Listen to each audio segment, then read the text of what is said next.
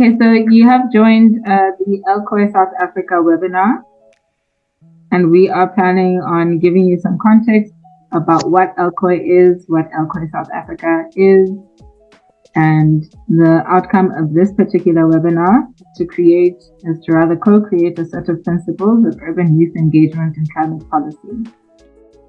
So I will be your moderator for today. My name is Mudema Fantiri, and I am the contact point for LCOY South Africa. Today we'll be having the first component of our LCOY, and I won't say too much because the rest of the program is supposed to speak to that.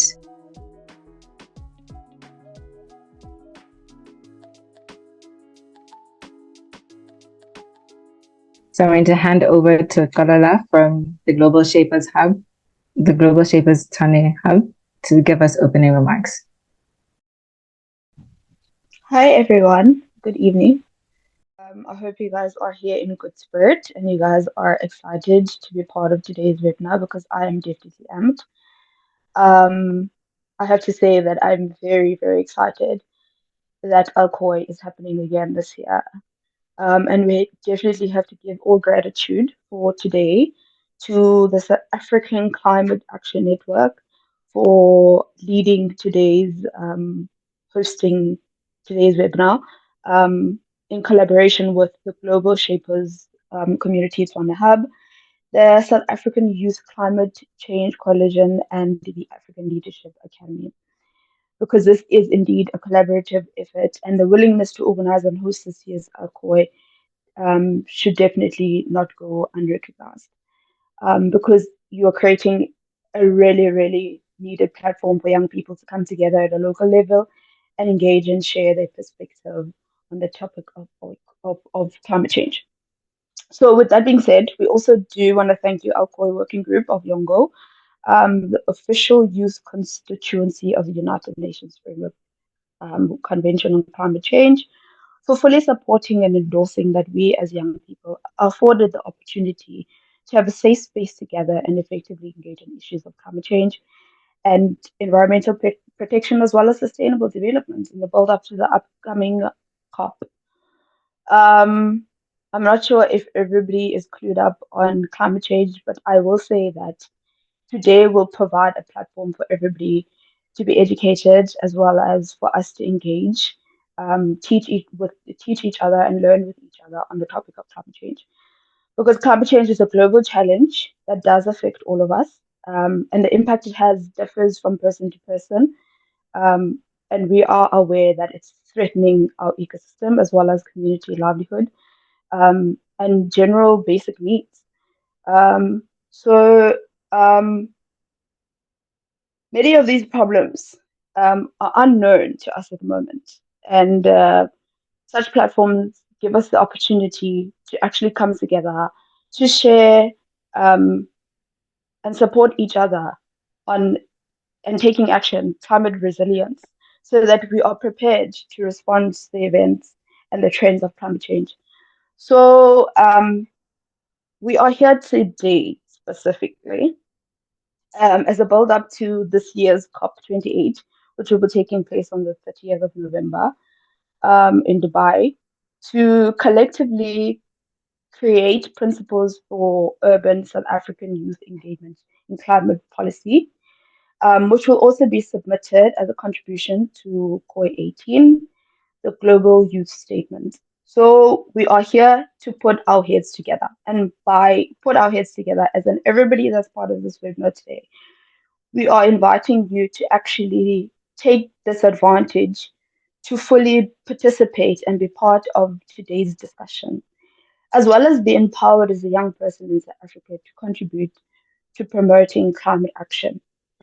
Because I'm sure, as most of you are aware, that it is a global complex issue that cannot be tackled only by certain people, but requires all of us to be part of coming up with solutions and taking actions. So, like I said in the beginning, not to worry if you feel like you don't understand what this is about. And for those that do understand, they will be here to take you through many things, um, as well as the Climate Ambition to Accountability Project will be shared will be sharing the position paper on exploring meaningful youthful engagement in South African climate policy. So they'll take you through as to the content of the paper, the reason behind it, and everything.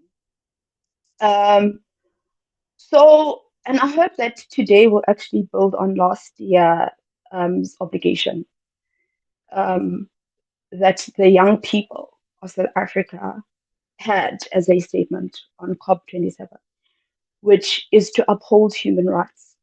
And upholding human rights also means that as young people, we need to start actually demanding that our voices as young people is heard and that we are part of influencing policy as well as the decisions that are made by decision makers so that young people are represented effectively in climate negotiations. So, without taking up a lot of your time, I hope that we can engage meaningfully in today's webinar. We can share ideas as well as contribute to drawing up the principles for today. And I think that's all from my side. Thank you. Thank you so much for that, Kolola. Such a good way to begin this webinar. I hope that you guys are a little bit hyped. I think she gave a great overview of the different stakeholders that are involved in today's webinar, a really good background and to give us some context so that we understand where we're moving forward to. But for those of us that are not familiar with YOUNGO or with LCOY in general, which stands for the Local Conference of Youth, we have a representative from YOUNGO's LCOY working group here today. His name is Hassan Imam. Last year, he was a co-host of COY 17, and he's going to give us an overview, or rather an introduction to YOUNGO and to LCOY. Hassan, I'll hand over to you. Thank you so much. How are you all? I will share my screen. I am a member of YOUNGO Global Coordination Team and LCOY working group. I was been in YOUNGO since 2018 when I just meet YOUNGO at COY 14 and COP24. Since that time, I joined YOUNGO actively and the LCOY working group and participated in many other conferences. But my main focus started from the LCOY. And now I am a co-founder and CEO of ACT Sustainable Egypt. It is a social enterprise here in Egypt, works in climate change. And one of the big parts that we are working on is youth engagement and youth empowerment. And sure, we are organizing the LCOY also here in Egypt since 2019. So this is a quick introduction from my background and my different engagements. I have a degree in civil engineering as well. So this is a full background now. So I just want to give you an introduction about YOUNGO and how it started. So back to 1992 at the Rio Summit, the Rio Earth Summit. It's like the first official summit that tackled the climate change. So this is at this time. It is declared that and identified 9 sectors, which include different stakeholders to the climate as a stakeholders. After that, in 2005, at Montreal Conference of Parties at COP there in Montreal, it formalized that at COP11 that the international youth movement to be a climate international youth movement. And then in 2009 at Copenhagen, the Secretariat and member states are officially recognized youth as an observer for the constituency of its own. So now we have the youth and children represented as observers at the COP space. And after that, in 2011, the constituency confirmation that formalized that Yongo to represent the formal voice of children and youth in the UNFCCC process. Why we started from Rio Summit. I just wanted to highlight that the youth movement started back from 1992, and we achieved the confirmation of constituency at 2011. So we believe that the continuous work starting from the back will achieve the targets, even if it's late, but it will achieve with continuous working. And it is the story, but we want to solve the climate change. So this is just the beginning. So what is the mission of Yongo? The mission of Yongo that we see that we should give the awareness and knowledge and capacity building for youth from all over the world about climate change. And we should build a collaboration and cooperation between all youth networks. We have here different organizations and different entities are organizing the LCOY here in South Africa. They are lobbying and they are advocate for the climate change, and they are all together to have the youth action. And this is basically our mission. And our vision is we see that when we are empowering the youth to deliver meaningful and impactful positive local change, it will impact the international action. And we see that when the UN were sitting with youth together to decision make about the climate change, youth should be taken seriously. So we see ourselves as part of these actions to be taken seriously, as it's our future, is our it is what we will go, and we are the most affected to the climate change in the future. So we should be taken seriously. So this is our mission and vision. Yeah, as I said before, Yongo has been received a confirmation to be part of the constituency. So what is the constituency? The UN FCCC, which is the UN for climate change, or for the UN Convention of Climate Change, they have the NGOs or the civil society different sectors. So one of these sectors, as we see here, we have the bingo, so the civil society who are advocating for businesses. Can you see the mouse now? And the second one is researchers. So there is another NGOs who are advocating for researchers according to the climate change. And there is farmers, there is trade unions, there is women and gender, and there is indigenous people, and there is environmental organizations, and there is local governments and authorities. And we have here the Yongo. So this is the body of UN FCC civil society constituencies, as Yongo is part of it. So as Yongo is part of it, what is the participation of the youth at the UNFCCC? We see that in Yongo, we should be flat structure, we should be all heard, we should all taking every decision in consensus. So everyone should be aligned, and we see that every voice is equal. Our target is to be a body of UN as any other state.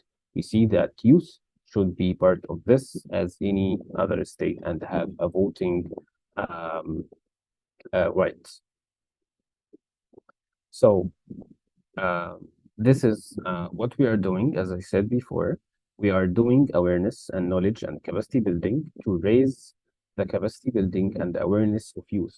Uh, the climate change is based on science, so we should um, all together, based on science, we should all together know what is the climate change and how we can solve it. So we giving the awareness and we encourage youth to give the awareness and knowledge needed uh, to um, to fight for to fight against the climate change. And after the awareness and the capacity building, we see that we must collaborate and cooperate each other to do this together. If we are not together, we can do that. So we see that we must cooperate each other to do this. And after collaborating and after cooperation, we do this policy, we do recommendations and lobbying and advocating for it. So awareness, collaboration, policy, and advocacy. So this is our plan. So according to the last, we have different actions that we take. Part of this action is the local code. I just want to highlight how it goes under the Yongo. We have here individuals and organizations all under the Yongo constituency. So if you are an individual from South Africa, you can be part of Yongo. If you are an individual from any country, you can be part of Yongo. If you are organization and aligned with the guidelines of Yongo, you can be part of this. And part of this group, we have working groups of Yongo. So there is a different working groups, people who are focused in different themes, who are working together to achieve more like smaller targets. So this is the working groups. And we have here the global coordination team. The global coordination team, they are trying to be like organizing and to coordinate between the working groups and the individuals and what is all under the constituency. And we have here the focal points. So this is here some of the working groups. We have two different working groups categories. The number one is thematic working group. Like in the UNFCCC, we have different articles and we have different topics. So we have different working group according to these thematics. For example, agriculture, human rights, health, NDC, finance and market, and loss and damage. So this is a kind of working groups that we have.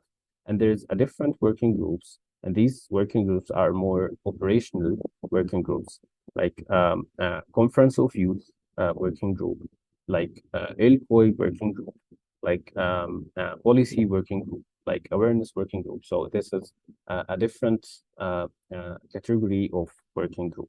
So the LCOY is part of the operational working group. Yeah, and as I said before, Yongo is part of Yongos have like individuals and organizations. We are more than 10,000 individuals, and we are more than 1,000 youth organizations and NGOs. And here by this QR code, you can be part of Yongo officially. So is it easy to be part of Yongo? Yes, just apply through this and to be part of the official youth constituency for the UNFCCC. Yeah, so I want to highlight the role of the LCOY itself. So as we said, the LCOY is part of Yongo. So what is the LCOY? The LCOY, it is events with regional or national focuses that empower youth to participate in climate action and decision making locally or regionally. So it is a framework that we see that we want to have a national movement. We want to have like a global movement. So we should start from roots. We should start from the local action. So this is what the local COI is standing for. So, and we say local COI. So it is like the local version. How it is all aligned. We have here the UNFCCC, and the UNFCCC have COP, and they are negotiating together around about the climate change at COP. So this is the conference of parties. So how we can push our demands at COP? We have here the COI. The COI is standing for the Global Conference of Youth. It is a conference that it is at the same country of COP each year. Like if the COP will be in South Africa, so the COI will be in South Africa. If the COP will be in Australia, so the COI will be in Australia. And it is not people, they are not all access to the COI. It is limited. So we have local COIs. We have local COIs in different countries, as we have here in South Africa. So each local COI giving the awareness locally, networking locally, and submit the youth demands locally. And all these demands are all together, and some representatives from the local COIs here will be going to the COI to finalize the global statement, and some of these youth will be advocating also at COP. So we have here, starting from the local to the regional and to the global one, then to the COP. So this is how the LCOY mechanism is. Yeah, so this is the objective of the local COI. It is the same of Yongo: capacity building, networking, and policy building. So we starting the policy change starting from the local COIs. So it is all about climate negotiation. It's about activism. It's about education. It's about all these things that you see. So the local COI could contain all these topics and maybe more. So here, this is like how the local COIs and regional COIs can contribute. More young people know more about climate crisis. Local network, like we have here, different organizations together. So we want to build more local networks, and we want to make your voice heard at the climate negotiations. Like you have something in your mind that will change the world. So you can start from the local COI, and this will be part of the global youth statement, and it will be at the global negotiations. Yeah, how the local COI is look like, as you see now, it is public for use, so everyone could be participate. It is welcome for everyone. It is always from 1 to 3 days. Some countries are doing more. It is according to how you can do it. It is according to your resources. So so it is like this, and it is creative, and there's some people are hosting exhibitions, theaters, and different creative things that youth can follow. Yeah. So this is the whole idea of Yongo and the whole idea of local COI. If you're interested to be part of Yongo, it is easy way. The local COI is offering the local COI of South Africa is offering you to join Yongo and to be part of the global climate movement. Thank you so much, and be part of the global movement. Thank you so much for that presentation, Hassan. Thank you. I see that we have some very positive reactions coming up. I'd like to state that this is now open for questions, a Q&A session. If there are any questions, please let us know. Please raise your hand and we can take your questions the stage. Nkopodi, you should be able to speak. So I would like to thank the presenter for quite an informative presentation. My inquiry is with regards to joining Yonku. Can the presenter share us in the chat box the link to access the website in terms of registrations and further details? That is my first main inquiry. I will come afterwards. Okay, all right, thank you. If you are joining perhaps on your computer, you can scan that QR code on the screen, and that will lead you to a Yango join-in link. But we will also search for the link and pop it in. Do you have a second inquiry?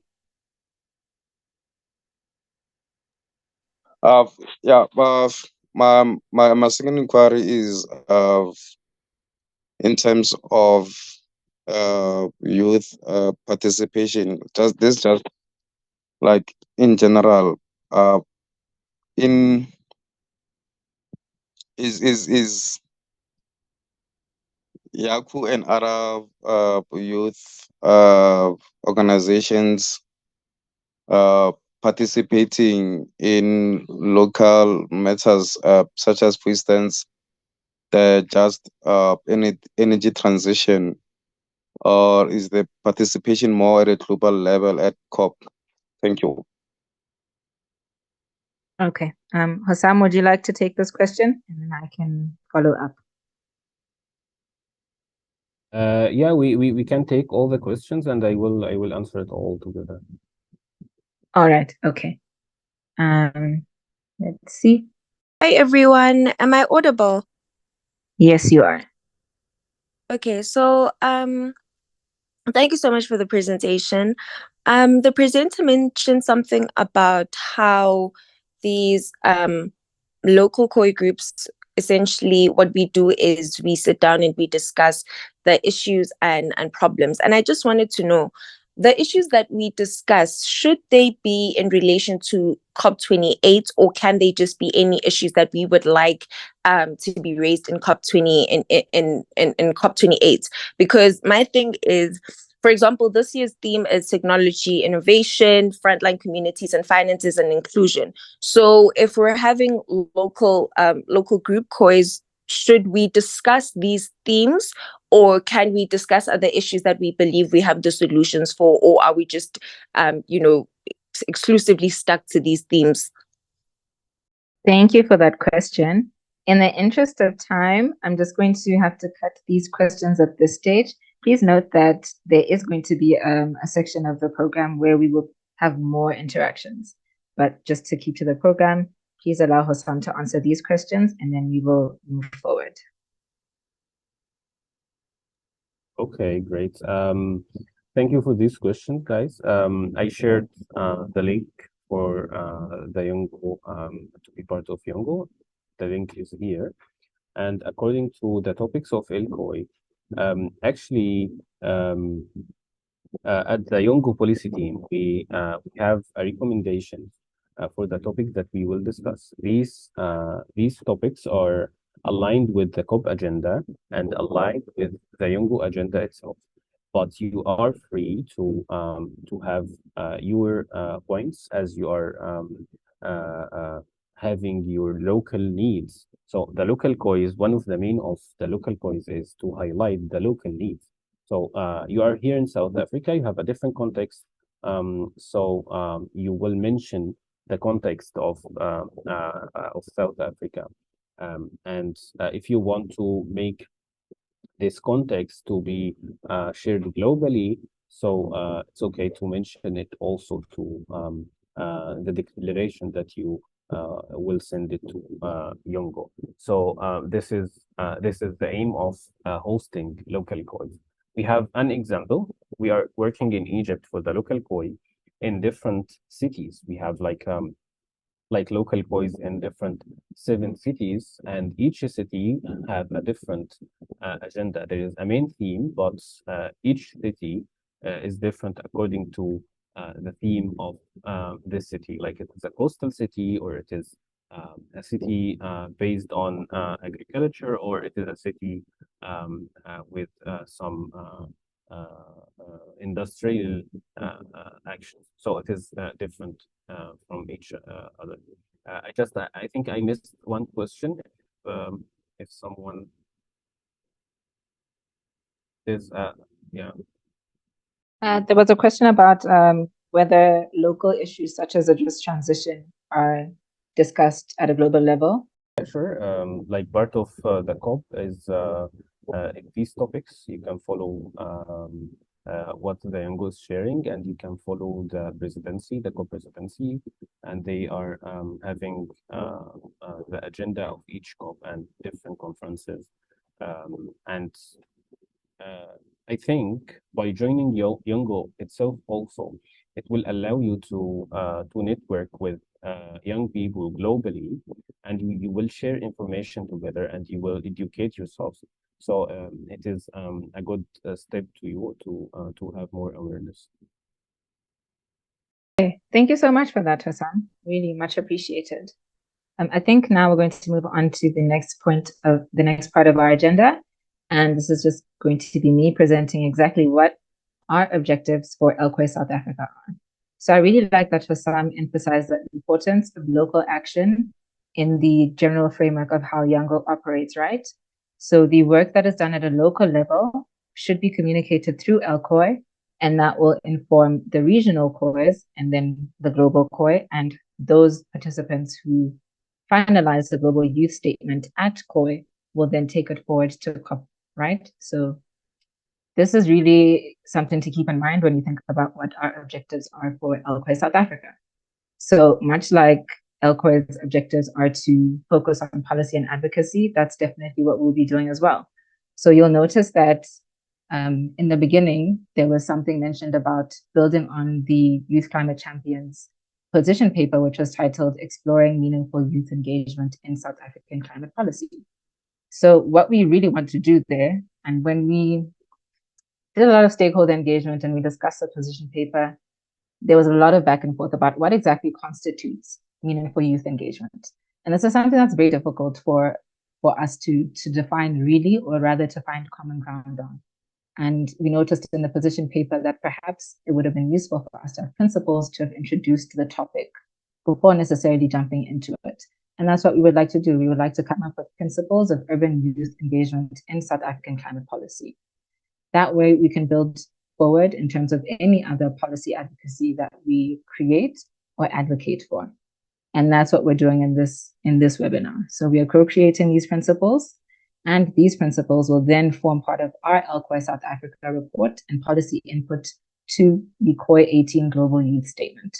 So everything that we discussed today here, whether it is a comment that you popped in the chat or something that you're going to discuss at a later stage in this webinar, is really going to contribute and help us formulate our policy input. And that's how your opinions here at a local level on, really on the ground are going to contribute to a global conversation. So our second objective is to empower youth through a capacity building program. So while we have this virtual component, we're going to have a physical LCOY itself. And I'm not going to say too much about the details there, but this physical LCOY is really supposed to be a capacity building program that is informed by youth. So again, everything that you mentioned is of interest to you here today is going to inform our program. So we've already engaged with certain stakeholders to try to see what sort of a program can help youth engage in policy in creative ways, in ways that inspire them, in ways that make things simple. Because we find that there's a lot of interest shown by people that are more learned in the space about policy and diplomacy in the climate space, but there's also interest from people that don't necessarily understand it. And so what we're trying to do is to have an LCOY that will meet, the various needs of various youth at different levels of climate action that they are right now. And finally, we're trying to expand and strengthen youth networks. So this is just to address the issue of youth operating and a lot of civil society, members across the board, I think, really relate to this, just operating in silos. So it's not necessarily about us being here as our respective organizations, but us being here as youth in South Africa, contributing to work, contributing and pushing for climate action that is meaningful for youth, right? So those are the objectives of our LCOY. And you being here today is helping us meet one of those objectives. And when we get to the meaty part of the agenda, we're really going to get into co-creating these principles. And we encourage you to please say whatever it is that you feel, anything that you feel is important towards this conversation, please feel free to mention it. Pop it in the chat. When we get to drafting the actual principles, please feel free to write exactly what your thoughts are, because that is what we're here. But that's what we're here for. So don't feel like you have a so-called stupid opinion or anything like that. Yeah, and I hope that we're able to move forward together. So we can have a few questions and answers at this stage before we get on to the next section, which will be an overview of the YCC position paper that I mentioned before, exploring meaningful youth engagement in South African climate policy.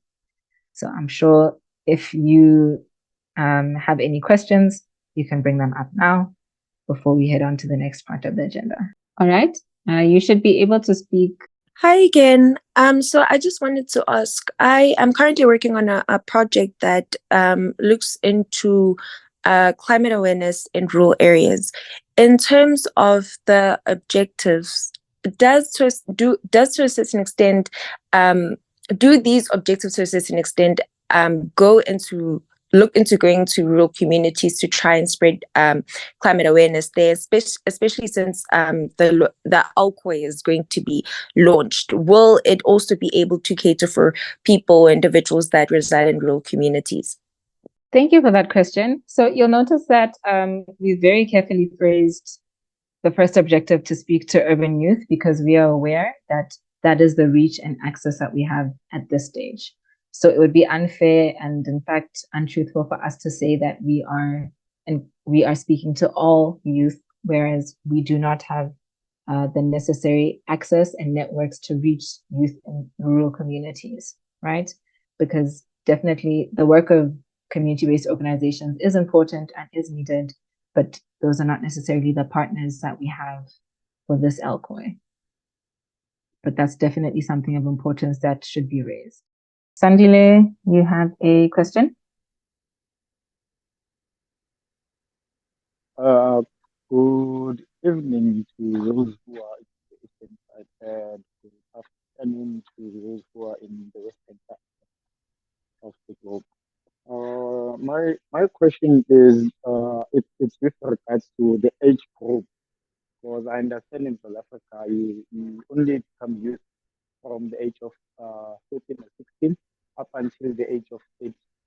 And because I understand most of us, like, who are in the mid 30s, we no longer like all part of the youth category according to the South African law. But I was wondering, because most of the youth I am exposed to and I work with in grassroots communities, most of them who understand the concept of climate change are usually more at, over the age of 30 and 35. And how does the LCOY and Yango actually work with the age groups in terms of what is the age limit of Yango and the LCOY for us to be able to participate? Because I feel like we've been left out since we are over 60.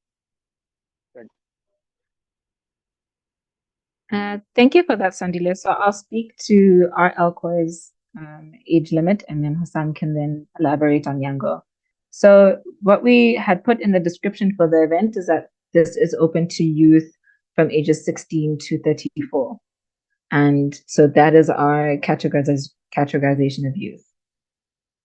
So I understand that you feel as though when you're over 30 in certain spaces, you no longer qualify as youth, but that's not necessarily the definition that we're working with. Hossam, would you like to elaborate on who exactly counts as youth under Yango guidelines? Actually, as Yongo as the UN, the youth are from 18 to 35. But as we are the Yongo, it is a constituency of youth and children, welcoming the children to be part of this, and we are advocating to make the children are part of this also. So this is we still advocating for this. Thank you, Hassan. I think this will be of particular relevance to our one of our partners for LCOY, which is the African Leadership Academy, that has both youth and children in attendance. We'll take one more question. I don't know if that's an old hand or a new hand. No, I've just it's a new hand. Okay. Sure. I just would like to find out. Since this is my first time having to engage at a youth level when it comes to climate change. Can someone please clarify for me the relationship or the link between LCOY and YANCO, and how often do this meeting take place?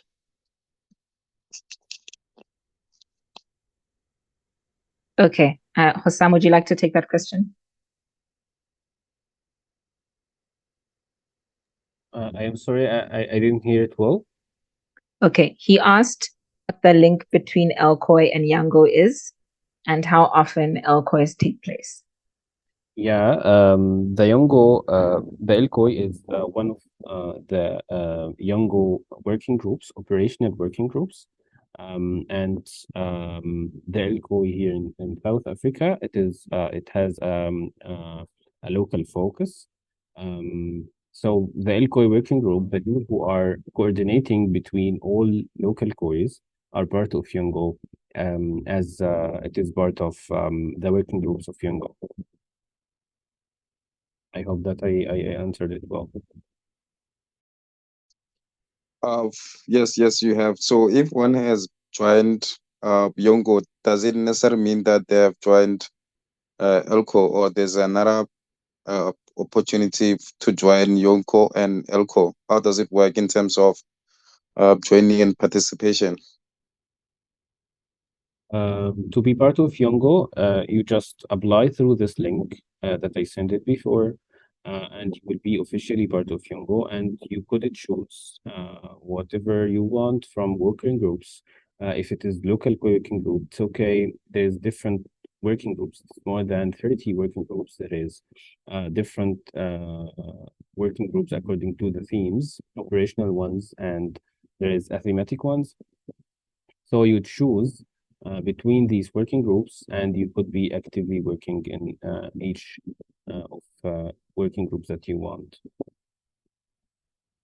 Okay, we still have a few more minutes allocated for Q&A, so I'm just going to answer these questions out loud in the question and answer chat. So where would you be able to see a list of all LCOY SA partners as they are? I'm going to pop a link in the chat so that you can see our social media pages, but that's where all of the information pertaining to LCOY South Africa is. And if there are any updates to the partner list, you'll see them reflected on our social media platforms. So currently, the partners for LCOY South Africa are the Climate Action Network South Africa, the Global Shapers Community Tshwane Hub, and the South African Youth Coalition for Climate Change, and the African Leadership Academy. How long has the SALCOY been operating? Okay, so this is more of a question for Yango, I suppose, because I'm not sure if this is a question. Are you asking how many LCOY South Africas there have been? Yeah, actually, each year there is one local COY for each country. So we are encouraging youth from the same country to collaborate each other, to build a network, and to work on the local coin for the South Africa.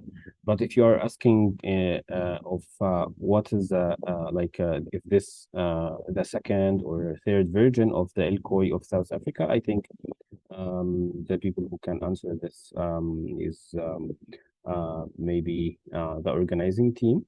Maybe they are more following this information. Yes, interestingly enough, I would say Kwilu is most well versed on how many LCOYs in South Africa there have been. And he was planning on giving some reflections on the process of different LCOYs over time in his career in the climate action space as a youth advocate at the end of the session. So I don't know if you would mind waiting for him to give those reflections at the end. Is that okay?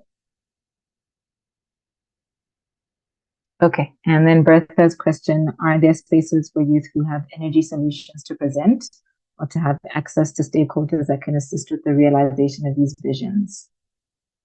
Bertha, would these be spaces within Yango or spaces at LCOY South Africa? If you can raise your hand, I can allow you to speak to clarify.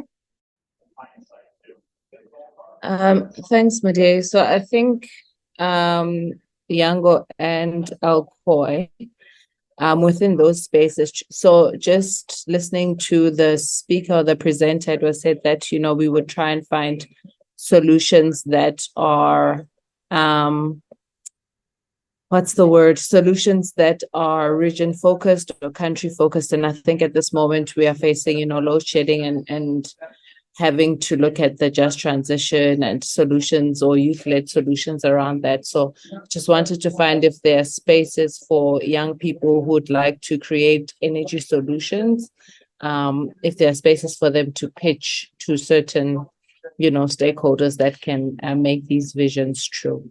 I think as we speak to the different problems that we have or challenges, we also maybe would like to speak to the different solutions that the youth can participate in. So I think that was just my point. Thanks, Mide. Okay, thank you, Bertha. Thank you for that. I think this is something that we can really get into when we start answering questions to co-create our principles.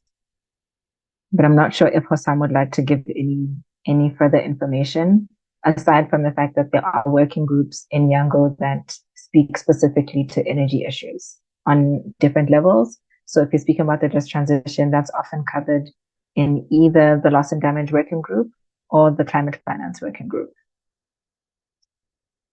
Yeah, all these working groups are part of Yango. Actually, there's a working group focusing on energy, and there's a working group focuses on loss and damage.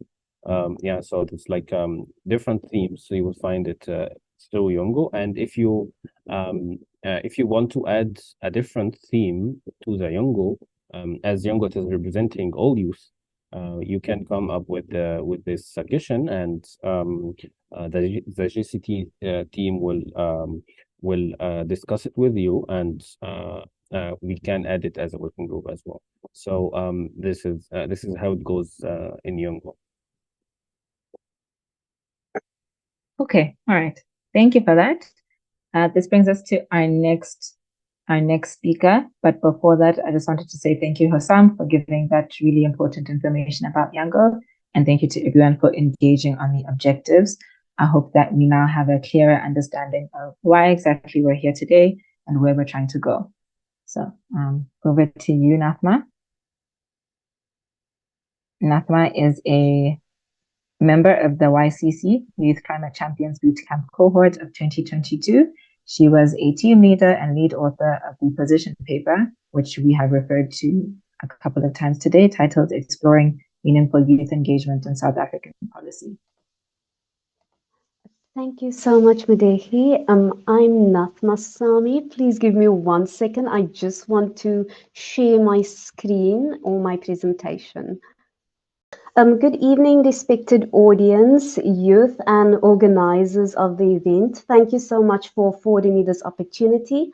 I'm Nathma Sami. At present, I'm a research assistant at UNISA, completing my honors degree in psychology with a focus on the psychological impact of climate change within a South African context.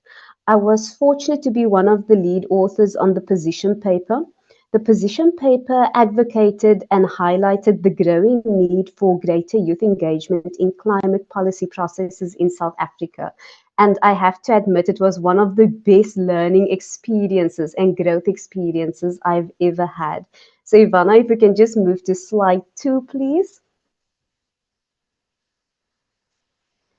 Okay, so as we collaborated as a group on the creation of the position paper, it became very evident that in order for our voices to be heard as the youth, we needed to be very clear about what the problems were in the policy processes and what we as the youth needed to be empowered to overcome them. We needed to be clear and we needed to work towards a shared definition of what it meant to be meaningfully engaged in climate policy processes. So being clear was the first step essentially in understanding how and what we needed from different stakeholders in order to be meaningfully engaged. And just the term meaningful engagement itself was already the first step which created the most hurdles, or the first set of hurdles for us as the youth. But moving on to slide 3.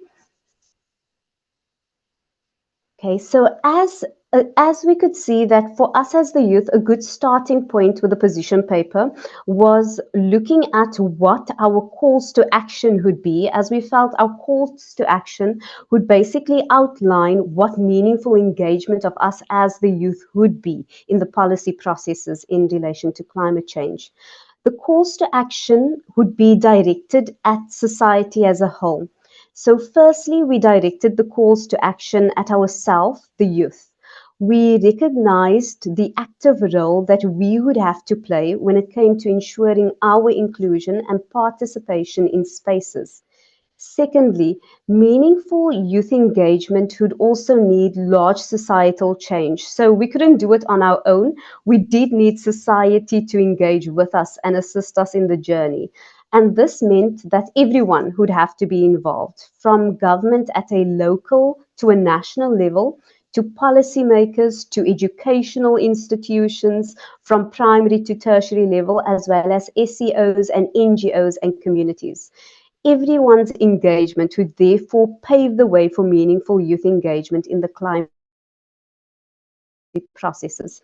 Now, why I'm indicating the stakeholders that would be engaged is because as I'm going to go through the different calls to action, it's going to become really evident that at each call to action, almost all of these role players will have something that they have to do in order to ensure that it materializes or it comes to fruition.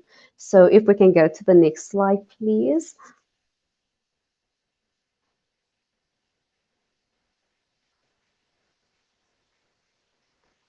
Okay, so moving on to the next slide, we'll have the calls to action. And these calls to action would revolve around 5 pillars of what meaningful engagement would actually be. So we reference them as our 5 pillars of meaningful engagement, but they actually are call to action in our position paper. And the aim was that they could at least assist us to restore the balance in decision-making processes and spaces. So let's take a moment to explore them, and we'll start with capacity strengthening as our first call to action and then move through the others. So we can move to our next slide, please. Okay, so firstly, capacity strengthening. Capacity strengthening is defined as the improvement, enhancement, and strengthening of a system to ensure more effective, sustainable, and successful goal achievement. In light of meaningful youth engagement, this refers to the youth gaining more access to training and tool provision needed to actively engage and participate in different stages of climate policy processes. This can take on many forms. At primary school, it may be climate education, literacy, or community engagement that is made easily accessible and is free of linguistic barriers. At a community level, the dissemination of climate change information should be culturally appropriate and depoliticize depoliticize in order to contribute to the transformative action and community engagement. So what this means is that, for example, at a community level, if we have certain education information that is being, let's say, shared in a community, we need to ensure that it's culturally appropriate. We need to be sensitive to the needs of the community members. We also need to be sensitive to the linguistic barriers. So that would include, of course, ensuring that the information is in the languages that the people speak within that specific community. And it's also free of jargon, which really can lead to alienation of different people in different communities and makes it almost impossible for them to adopt anything related to climate change and climate policies. Okay, and then when we move from that, we also see that something else, right, was a key example that we could see when it came to obviously capacity strengthening was there was something of like what I would reference like a starting point with the PCC, which is the Presidential Climate Commission. And what they did was they tried to basically engage the youth or include the youth from a grassroots level by inviting them to provide written comments on the Just Transition Framework. Now, this was undoubtedly a step in the right direction. However, the first thing I think myself and all the other members working on the youth position paper thought was we could just imagine how amazing or how much more impactful it would have been if the youth could respond, having knowledge and having tools that would meaningfully translate their thoughts into the language of the policymakers, essentially. So, in essence, the emphasis I want to place here is that the youth need to be basically empowered with greater skills so that the greater skills can capture their ideas and can actually be implemented or can be accepted into the governing bodies or into the policymakers, let's say, world, right? Okay, Ivana, can we move to slide 6, please? Okay, so moving to our second call to action was the establishment of youth councils. So why are youth councils so important? Well, firstly, they give us a place and they also give us people to go to when we want to contribute our insight, our knowledge and concerns. Youth councils provide spaces for discussion and the coordination of our ideas. So when we have these youth councils, we don't feel so lost. We know there's a place to go to, and we know that there's someone that's going to listen to us and actually take our ideas, our views, and move it or transform it into something else, where we know it's not falling on deaf ears, so to say. The other function of our youth councils or establishing youth councils is that they allow us to share and create awareness as a representative and a collective body that can then advocate and pressurize stakeholders in the creation of effective and equitable policies that are reflective of meaningful youth engagement. And in saying this, sometimes it is a matter of there's more power in numbers or in groups essentially, and this is where it comes into play. Usually we feel like if it's only one of us that has a perspective or a view, we're not going to be taken really serious. But when there's an actual youth council, there is much more power behind it, and there is a higher chance essentially that the views and the opinions are going to be taken into consideration. Next, we move on to the next slide, which covers our third call to action. And the third call to action considers how the youth can further be empowered to climate action. This includes policymakers supporting or funding the creation of safe spaces like town halls, where the youth can engage in free discussion and debate. So the youth need a place that they can go to have these discussions, to connect to each other and to connect to other individuals that can provide them guidance, not just at certain events or big events essentially, but almost on a weekly or day-to-day basis. That ease of access is really, really important.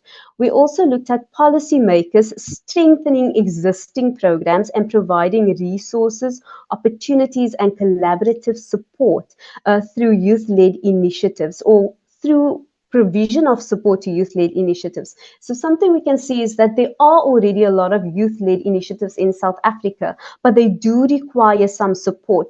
And if CSOs can provide that support to them and strengthen them essentially, we can have really a force to reckon with within the sphere of climate change and climate policy action.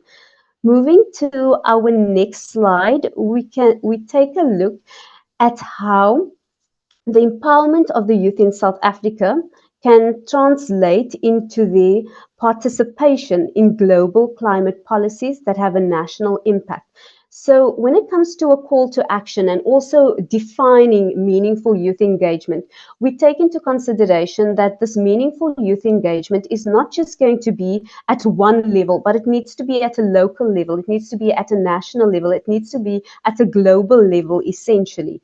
Right? And when we say that, we know, of course, that we're going to require a lot of collaboration in which stakeholders have to conduct research and find barriers that are preventing meaningful youth engagement. So the first step essentially is having our stakeholders take a look at the situation and see, okay, what is standing in the way of meaningful engagement of youth at this point in time. And when we talk about stakeholders, we're speaking about university systems, we're talking about different research being conducted within the South African context as well, and then finding also solutions to the found problems within our context of South Africa. We then also had to take a look at the policy processes that needed to be adjusted, such as the involvement criteria, right? And when we speak about the involvement criteria, we can see that sometimes before we want to engage in policy processes, we don't even meet the criteria, whether the criteria is, for example, being able to converse in a certain jargon, or whether it is having a certain qualification or being within a sphere of, let's say, climate policies. Some of these are really good, but on the other hand, a lot of them are leading to discrimination, where people with voices and concerns are being left out of the discussion forum because of these criteria. So one call to action, or one thing that we wanted to take a look at, of course, is adjustment of this involvement criteria so that more people could be engaged within the policy processes. Thirdly, we looked at Policy 101. And Policy 101 is basically education that we wanted to be implemented at a tertiary education level. Right? And Policy 101 would basically engage and also educate people within the tertiary education sphere or other spheres as well as to how they can engage in policy making. And once they were empowered on the how, they could then find where they could essentially engage in this policy creation or policy making process. In addition to this, the other aspect was also that while conversations and youth councils should engage in initiatives that inform both national and global climate policies, there also needs to be opportunities for engagement with COP and other global climate policy processes. So something that we saw as the youth was that we saw that we did feel marginalized and we did feel alienated from the big events, for example, COP, where we felt it was very difficult for us to engage with those processes, or we felt it was very difficult for us to get some space in the room. So essentially, one of our calls to action was also finding ways to increase our participation in COP, and also having policymakers and all other stakeholders support us as the youth within this process. Moving on to our next slide and our last call of action within the position paper. We take a look at climate, we take a look at the climate policy process, which is going to focus basically on the collaboration, monitoring, and evaluation. So before I dive into this, what we should remember is that when we speak about climate policies, they lay the foundation for a lot of changes. And these climate policies, they don't occur like in one step or in one stage. Essentially, there's different stages that takes place. And we saw this really when we were creating the position paper. And it was really shocking to us because at each stage, there was special skills that you did need to have and special knowledge you needed to engage with. So when it comes to this aspect of it, we see that there is obviously emphasis on the youth needing opportunities to provide the input at all stages. So, for example, when it comes to creation of the policy, we need to have some input at that stage. When it comes to monitoring policy development, but also policy implementation, there needs to be input from youth. And when it comes to evaluation, there also needs to be input from the youth. And the reason for this is that when we have this, the youth can basically also engage in holding themselves accountable and also holding other stakeholders that have agreed to these policies accountable for what was agreed upon.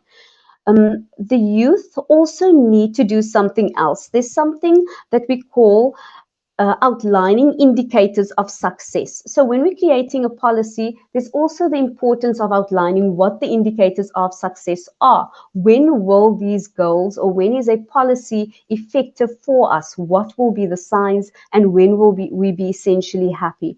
And when the youth have this power, or they're empowered to basically outline the indicators of success, they can obviously drive those indicators of, they can obviously drive those policies, and they can also drive the pursuit of transformative goals that is going to really transform society.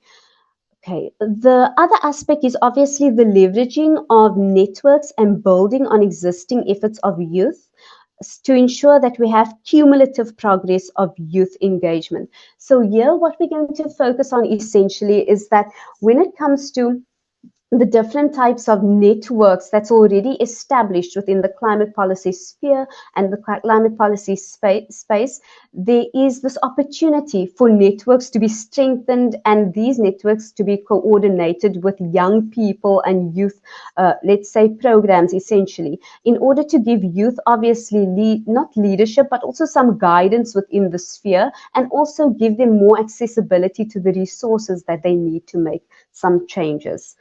Okay, so essentially those are the calls to action that we basically covered in our position paper and what we were looking for. If we can move to the last slide, please, Ivana. I would just like to conclude by saying meaningful engagement of youth in climate policy processes relies on a shared and dependable definition of meaningful engagement. The shared definition is well linked to the calls to action outlined in the position paper, which hopes to shape the ways in which various stakeholders engage and provide support to the youth throughout the climate policy process. And while arriving and ensuring a shared definition of youth engagement is adopted may require a lot of coordination and collaboration, the resulting meaningful engagement of the youth will have the potential to drive societal change that can be realized, change that can be sustained, and change that ensures we have a world which is characterized by a just and equitable transition that becomes our reality. With that, I would like to conclude and thank the audience and all the organizers for their time this evening, as well as Ivana for saving the day and sharing the presentation. Thank you so much. Thank you so much for that presentation, Nathma. Well done. What a great overview of the really brilliant work that you all did on the position paper. And I hope that that has given us even more context about where exactly we are basing our position from and what we are considering ahead of co-creating principles of urban youth engagement in South African climate policy.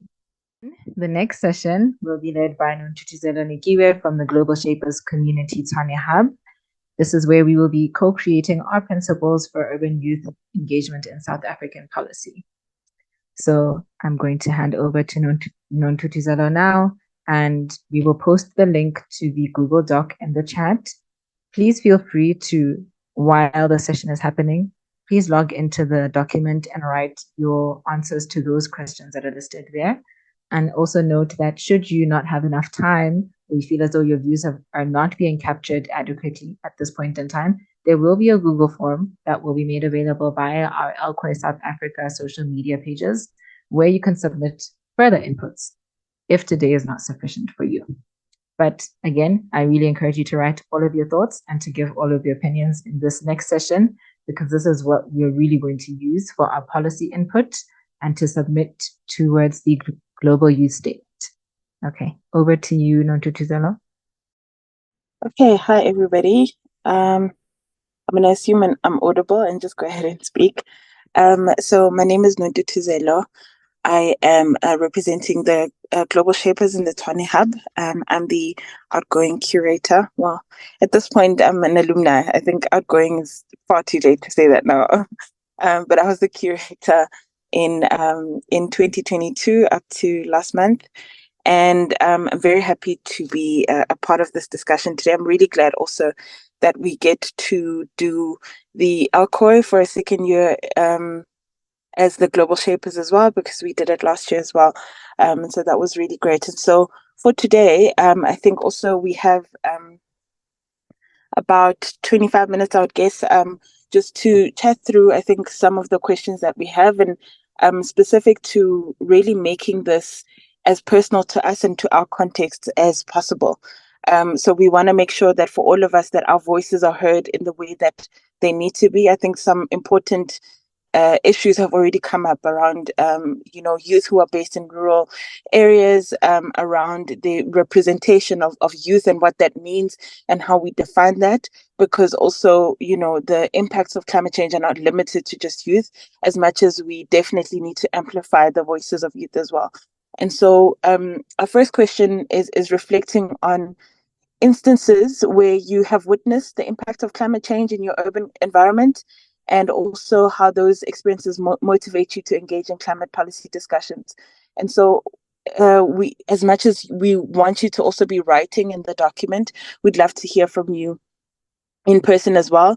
If you feel like you're not really in the mood to tap into the document, we'd love to hear from you as well. So if you can raise your hand or leave a comment in the chat, but as best as possible, if you can raise your hand so that we can hear from you, and we'll take down notes for you as well, as a part of this. So any instances where you've witnessed the impact of climate change in your urban environment. So Mudia here has already mentioned that we are focused on urban youth as much as possible. And so for all of us living in urban areas, I'm sure we have experienced to some extent the impacts of climate change in our different contexts. And so we can reflect on that. If you have some thoughts, if you have a question, if you have an answer, an experience that you would like to share, please go ahead and raise your hand so we can hear from you. Wow, everyone, don't speak all at once. Anybody? So maybe just from the Global Shapers community, and I think some of the work that we have done and what essentially really propelled our commitment to working in climate change, and especially bringing awareness around climate change as well, has been the floods that I think the Tshwane community often experiences. And I know that, across urban areas as well, this is a growing and a very serious challenge that has been happening. And so for us as the Global Shapers, some of our most basic, let me say, climate action work started with providing responses to communities that where flooding was not necessarily an occurrence. I think about 5 years ago, if not even longer before that. And all of a sudden, it's basically an annual thing that we have to figure out how to respond to. And so that's resulted in many people being displaced from their homes, and also, the with the growth also of informal settlement as a result in other areas, which are also in areas that are prone to flooding as well, because they can't find space to set up their homes.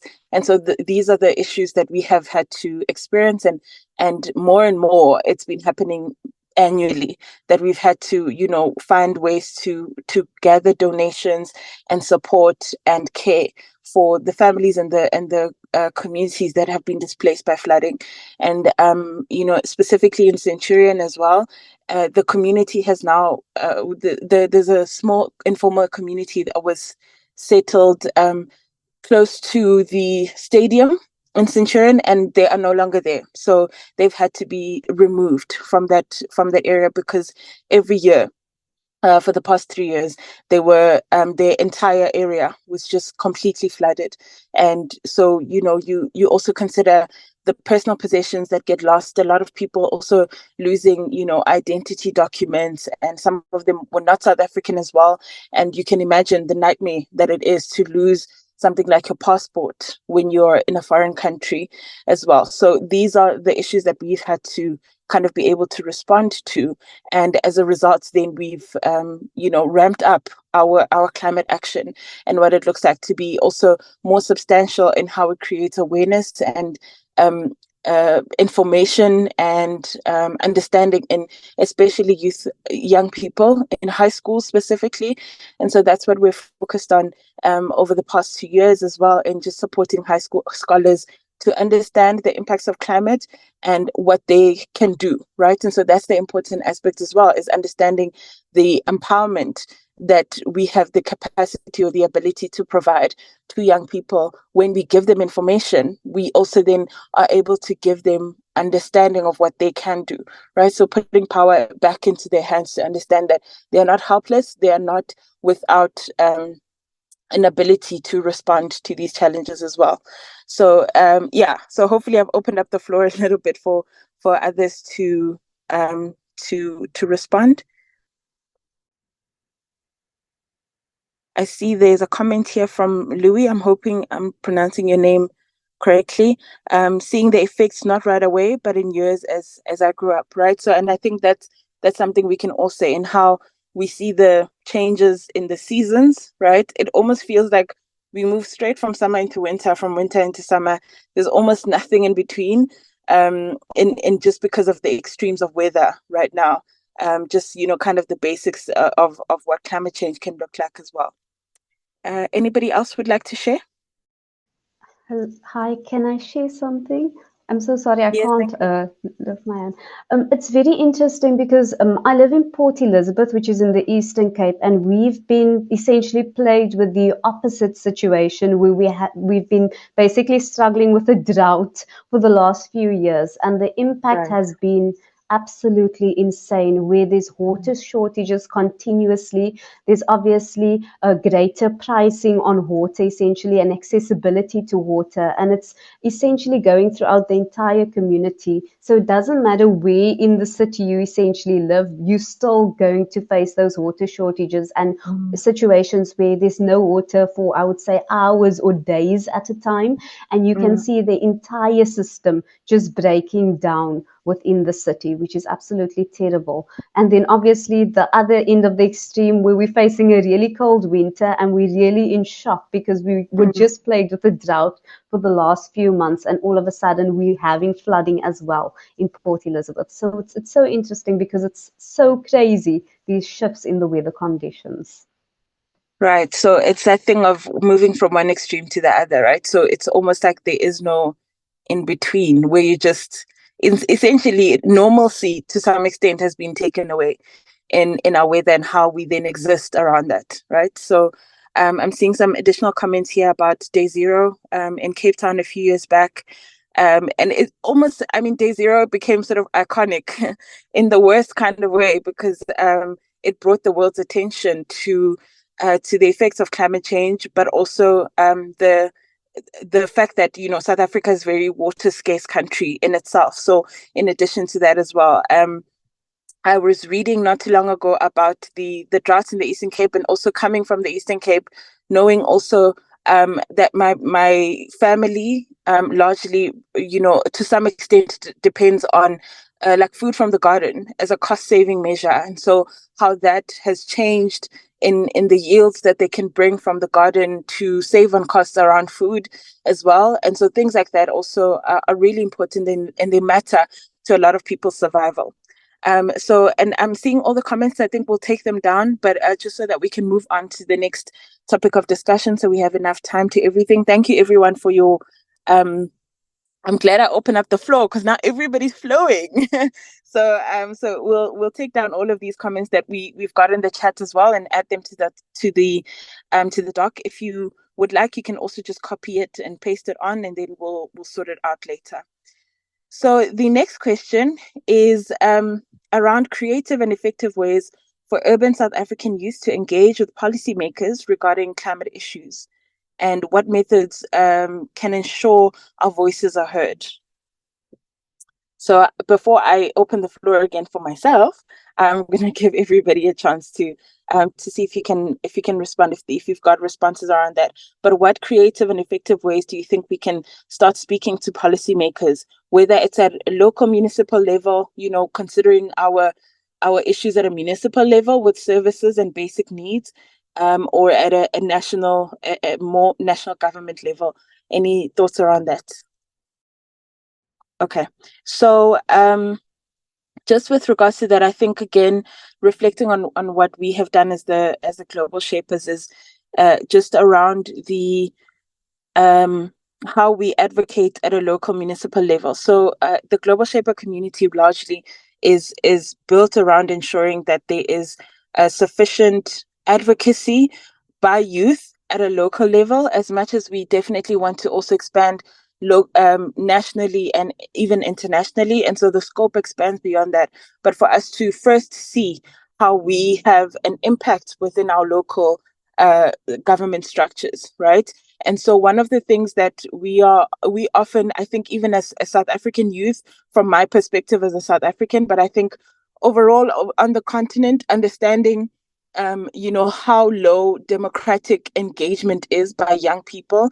And the continent of Africa has the youngest population in the world.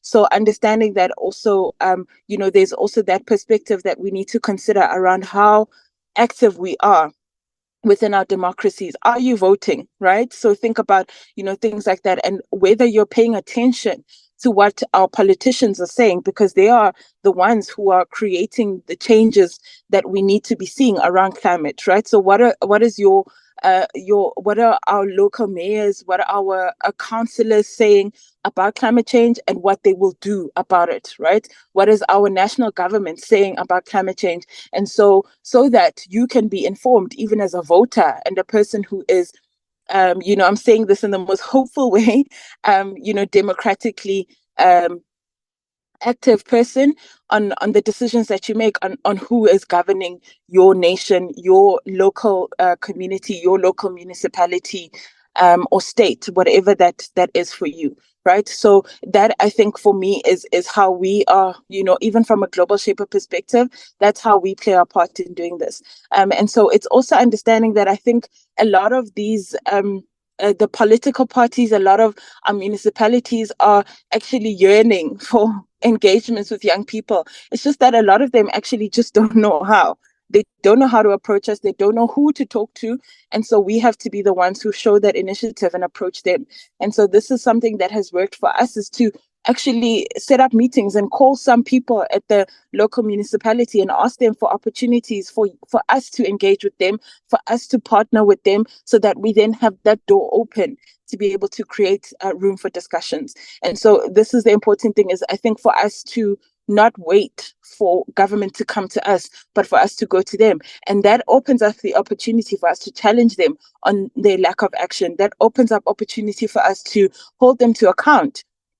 But the biggest way we do that is exercising our democratic right to vote, right? That is how we hold our government accountable. And so they start to see, when we change our direction and how we vote, they also see that, we're paying attention to what they're doing and that things need to change, right? And so these are important issues when, electioneering is happening as well, that we are a part of the town halls or the campaigns that they bring to our communities, that we are a part of that as well, right? So we're engaging actively, that we are asking the important questions, so they understand that these are issues that are important to us, and they need to know that we're paying attention to how they respond to them, right?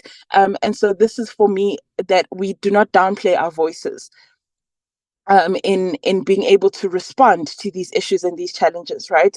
And so we have access in our municipalities. They provide us these opportunities, and so we have to think about how we do that creatively. And even if it's just to open the door as a start, and just sit through their boring meetings, which really it can be like that sometimes, and then come back and but that door is open, and they know that you are a young person or a youth-led organization that is interested in working with them to drive solutions around this work.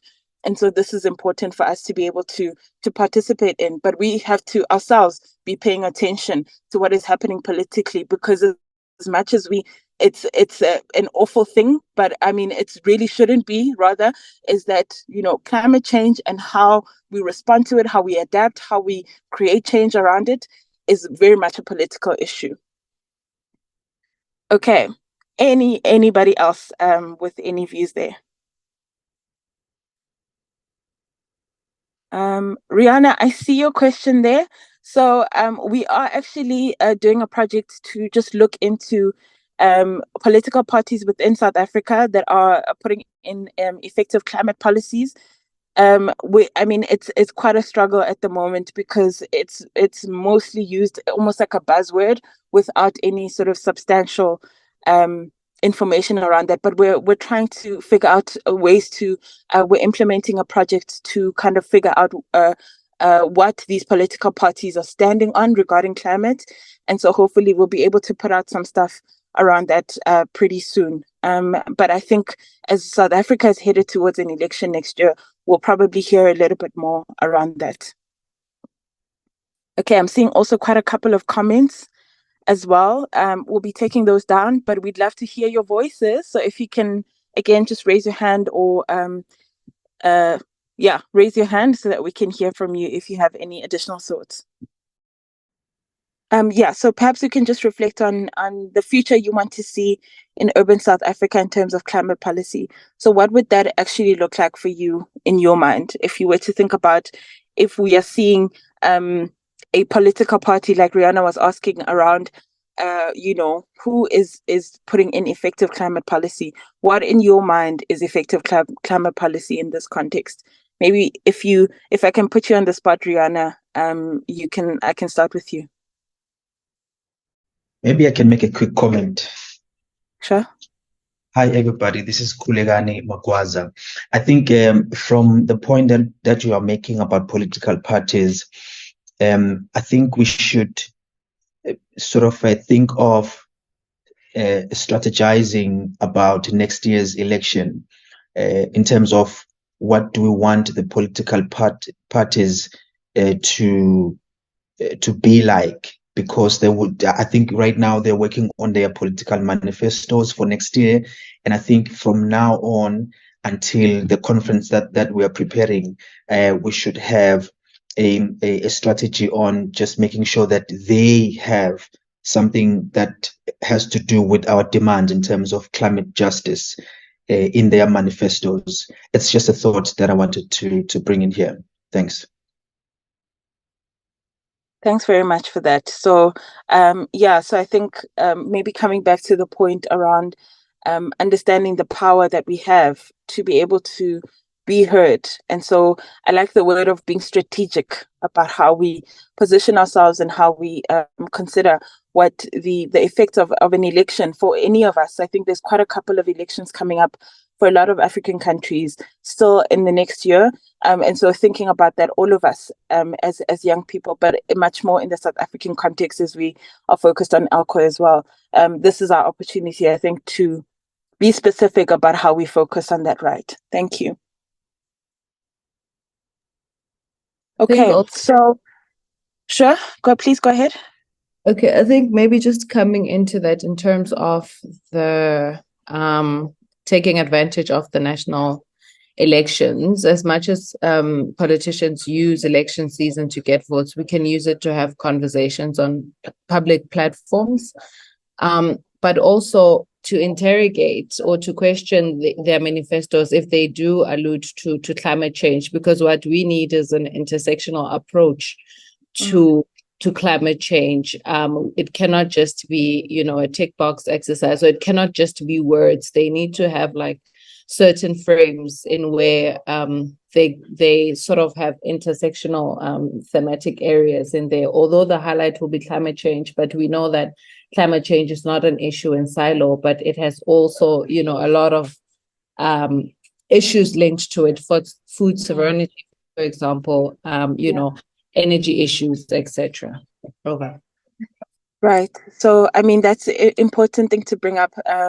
Maybe just jumping onto the next thing around inclusivity in youth engagement. And somebody did bring it up earlier as well around how we are considering, spaces that are not necessarily urban and how we respond to that as well. And so that's an important factor.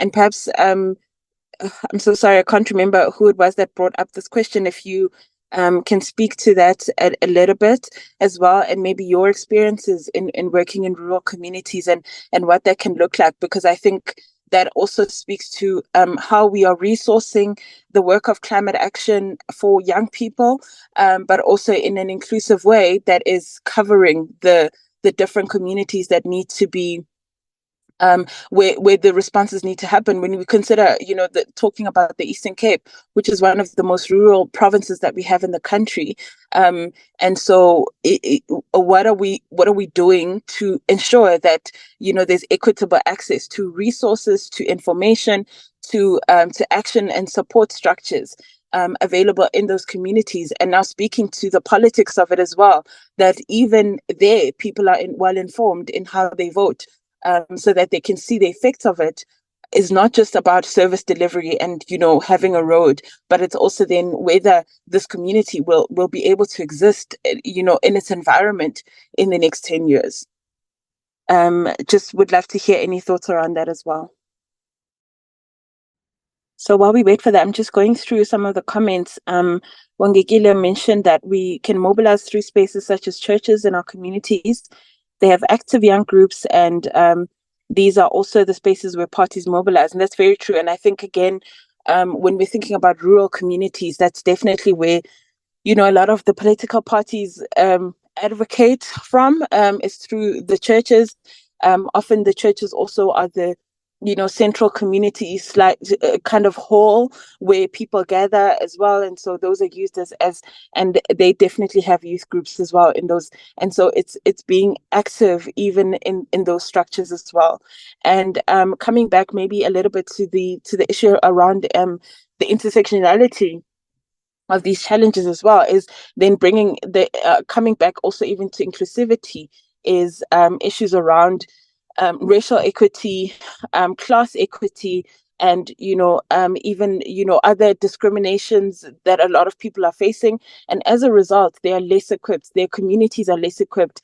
Their environments are less equipped to be able to respond better to the challenges of climate change. And so for us as Global South youth as well, so much more important to be having this conversation around what inclusivity can look like, is so that we can understand that we need to be the loudest voices, the most active voices, the most active participants to structures like LCOY, and through organizations like Yango, that we need to be represented well within those structures as well. And so our voices and us learning what that can look like and what our advocacy can look like, then can lean into ensuring that there's representation of our issues, which tend to be quite unique in comparison to the global north, where they don't have necessarily the same challenges. When we think about the floods, starting with KZN, and now even with KZN last year, and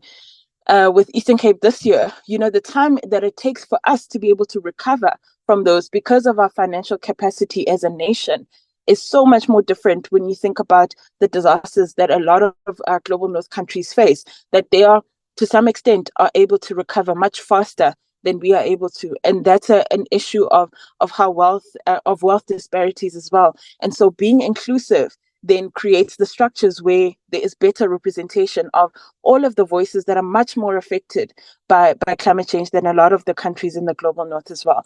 And so that's how we need to, be thinking about inclusivity and the diversity of perspectives that come in to how we formulate climate policy as well. Okay, so we're running out of time, but I want to jump to the next question as well. And just thinking about the effectiveness of climate policy initiatives and what that can look like is then us thinking about what are the main principles. And so think about, for you, right? We've reflected on how climate change is affecting us, maybe directly in our communities, or even personally, or our families, in whatever community they may be based, as much as possible, even in urban structures. But now consider, if you were to be speaking to a politician tomorrow, what are the things that you would be saying to them most important to you, the principles that should be included in what effective climate policy looks like? If you can raise your hand or share with us, that would be great. Tutu. Yeah. Hi. So for those who don't know who I am, my name is Lerato, and I am part of the Global Shapers Tshwane Hub team. So if I were to have a conversation with our local councillor, who, by the way, is actually very active in our street affairs and all of that, I would actually make it a point that I make sure that he and his colleagues are aware that this climate change is not an international problem, because most of the time it's always reflected as if it's not it's something that we as in local communities cannot face. So I would make it a point that I educate him about that, because sometimes this education part, especially for these people who are in leadership, that I feel like they do not really get.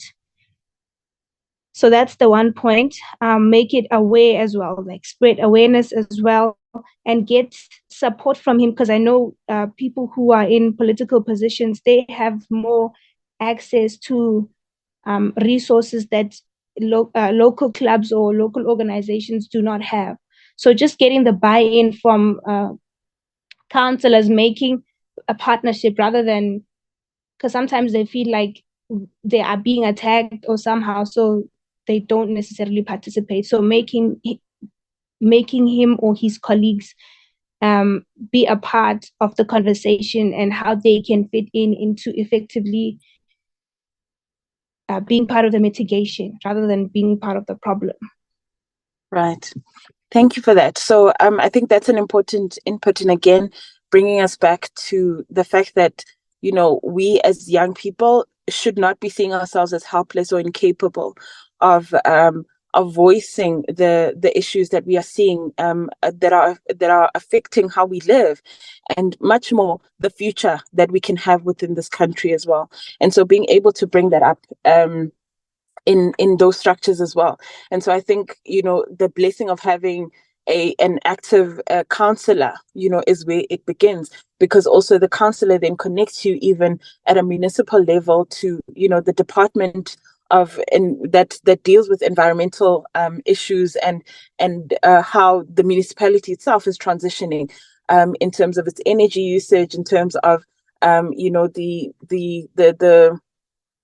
governance of the city, and how it responds to climate change as well. Very important thing that you bring up there. Thank you, Lorato. So, and then thinking again about the efficiency of climate policy as well. The next question is talking about considering the need to contribute to Yango's LCOY 18 Global Youth Statement, and how can the principles you co-create align with the global youth narrative on climate action? So thinking about this now is now thinking on a global level. How can we make sure essentially that we are voicing the challenges that we face at a local level on a much more sort of global scale, right? So what is the impact that we want to see our contributions making on a much broader scale? So think about what that can look like. Now, we are not talking about just our elections as South Africans. We're thinking about for example, the mobilizing young people across the globe to vote, right, and to align themselves democratically with the right people who will ensure that there's change that is sustainable within the climate action space. So any thoughts around that and how we can contribute on a broader scale? Hi, everyone. It's Kalila from the Global Shapers Hub. And I think I want to add that and say, I think it's time for young people to actually stand on their foot of accountability. We must have these conversations, but we must be tweeting, and we must be posting and reposting and tagging the necessary people that need to actually hear us speak and need to hear our conversations happen in the spaces that they're happening in. Because I think most of the time is that we are alive with the conversations and we are having these conversations in our different groups, but we're not tagging the right people. We're not involving them in the conversations that we're having and the tweets that we are tweeting or everything. And I think that's the most important part, is when you're saying you're holding government accountable, yes, you're voting for government that is aware of climate change issues, as well as including young people as part of the conversations. But are you tagging them so that they see your movement at a broader scale, so that they're able to follow the young voices to say, okay, now we know that the advocacy is loud and clear and amplified, which is, I think, the reason why we have all of these conversations is to say, this LCOY is not for today, but also tomorrow. Let's continue Right. tagging each other. Let's continue liking. Let's continue sharing, making it, out there that we as young people in South Africa are aware, but we want people to be accountable and respond to the things that we are asking. We are asking them to respond about why are people in the rural areas not privy to having these conversations in their little communities and finding solutions to the problems that they're having. As Unontutu mentioned, the problem with them not having access to clean water. We're talking about people that have infrastructure problems because of soil degradation. We need to start tagging each other. This platform, as much as I know it was clarified in the beginning that we're speaking about urban, but it's not limited to that because I'm speaking to everybody that's here. You're supposed to take this conversation to your own communities.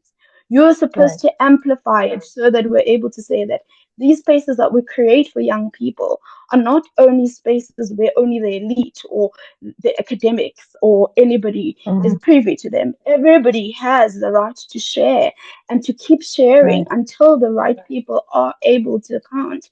And we are able to stand and say, as the young people in South Africa, we stood together, we shared, we put it out there so that people are able to speak to us and allow us to be in the rooms in order to be part of the policy decisions that are made around these issues. Maria, you should be able to go ahead. Oh, yes, thank you. Hello, my name is Natalia Maria Sikombe. I'm a faculty at African Leadership Academy, attending with some of my students who are trying to run climate initiative here at ALA in conjunction with SACAN. So I guess for me, what I mostly think about and what I've been trying to kind of I'm trying to find my words on the document in regards to key principles is in agreement with I believe Lerato who was just speaking. I might be wrong, sorry, but it was around accountability, but also leveraging or using these technological advancements and social media, because yes, everyone is now very, very digital, and a lot of youth are very digital and interact on maybe social media platforms or through platforms.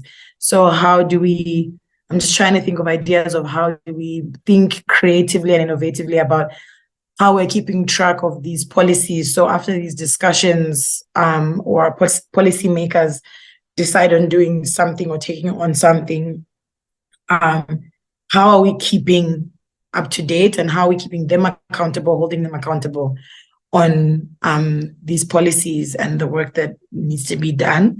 I feel like that also gives youth, because I feel like youth want to share or want to be part of. Youth are actively trying to be part of these spaces and be heard and seen in these spaces, but sometimes having the platforms or finding the platforms or the ways in which to engage and consistently do so is what sort of also fizzles out the interest, I guess, or the drive that comes from the youth.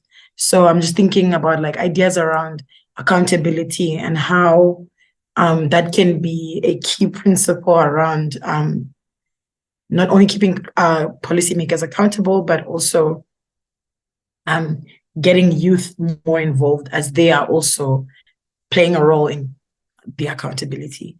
Because if they feel responsible, I feel like when you feel responsible and you feel like you are part of a process, it gives you a sense of ownership and more motivation, I guess. Thank you. Sorry about that, everyone. So I was actually laughing when Olela was speaking because I'm like, after 20 minutes, she's the first person to bring up social media with a platform of young people. So and just kind of, I think, reflecting on the power of social media it has created a lot of movements, right? And has made a lot of us care about things that were not necessarily on our radar. right? And one of the biggest is probably the movement for Black Lives in 2020, and a whole host of other things as well that have come up since then around, the issues with Palestine and Israel, with even the war in Ukraine and all sorts of other things, right? So those that have, for a lot of us, we might not necessarily have had our ear on that pulse of social issues, and so that has become much more important to a lot of us because of social media, and how that has helped us to just kind of open up our minds and our world to the issues overall that a lot of nations are facing, and not just us, right? But also, I think to speak to that as well is just around the power and the importance of empathy, right? Being able to relate with one another, and building essentially community through social media as well. And I think that's the importance of social media as well, is that it has helped us to build community around who's doing what, and learning from one another, learning from the best practices and what others have done that has won them the ability to grow their movements, whatever the issue of importance may have been for them. And so I think maybe to just wrap it up here, I am out of time, right?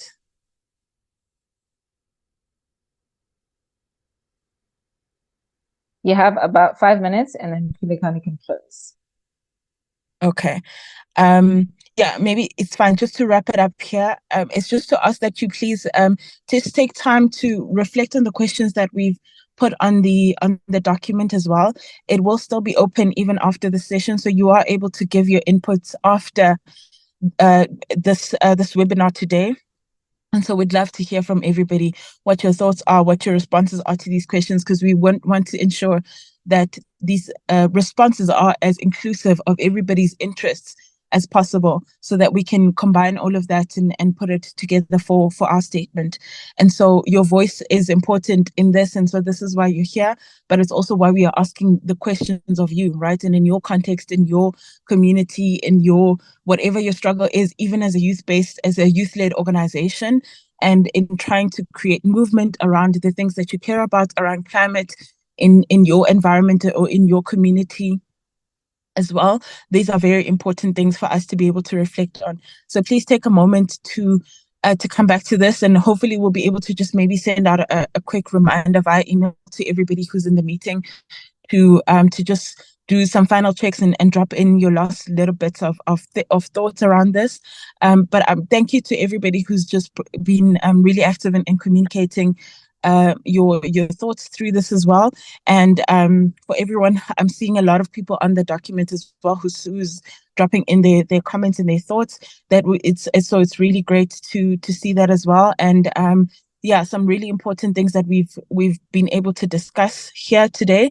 And looking forward to, I think, what the statement will look like, representing all of our thoughts. There's a lot of work ahead of us. I think that we, a lot of things that we are sort of fighting, let me say, against, right? So a lot of systemic issues that a lot of us are facing, thinking back to the issues around the intersectionality of a lot of these issues that we are facing. For a lot of us, there's many things in addition to the effects of climate change and that we are facing in addition to that. So there's many things that are standing against us, but I think when we are united in the action, when we are united in the thinking around how to respond better, we definitely can create more impact in the work that we do. So hopefully also this has opened up opportunity and thinking for you on what collaboration can look like. Who can you collaborate with? Who you can reach out to drive your work beyond even just your sort of scope of influence, and to tap into the influences of one another as well. So thank you, everybody. And back to you, Mudiei. Thank you so much for facilitating that session, Ntutuzela. We got some really great inputs. There's a lot of activity on the Google Doc, and I see that there are also people on the Google Doc. Maybe you guys are shy to add, but please do feel free to add even after this webinar. Yeah, it's been really good to hear your inputs. It's been really good to hear different perspectives. And so I'm going to hand over to Kulikani to give us our closing remarks. Oh, just to briefly introduce him, he is one of the co-hosts of LCOY South Africa 2023 from SACAN. Thank you. Thank you so much, Mulehi and Ntutuzelo and everyone. I was trying to open my camera, but it's okay, even if I do not open it. So I think this is wonderful and very much of a success.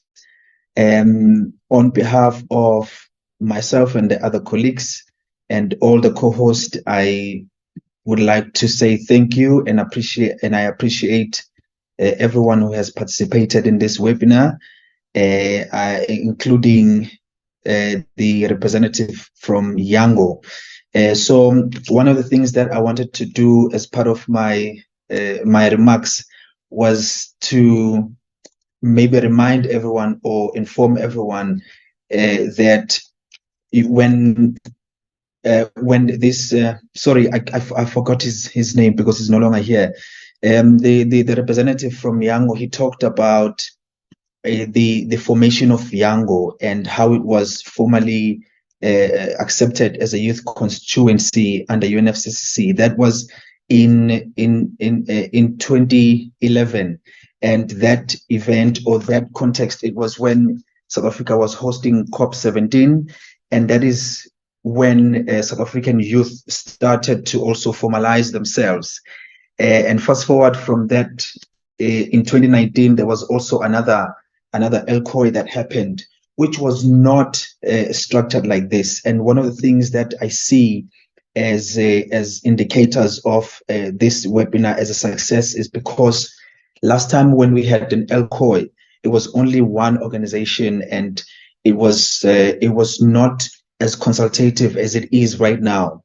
So I think we have done a very good job, and congratulations to ourselves in this first phase. So yeah, I mean, I think this LCOY is it is at another level. So yeah, and we are definitely looking forward to the event, to the actual event, and we're looking forward to the event being influential to the other processes that will be happening after it, including the COY 18 and the COP itself. So yeah, thank you, Molehi and Notutuzelo, everyone who's here, and sorry to not mention your names.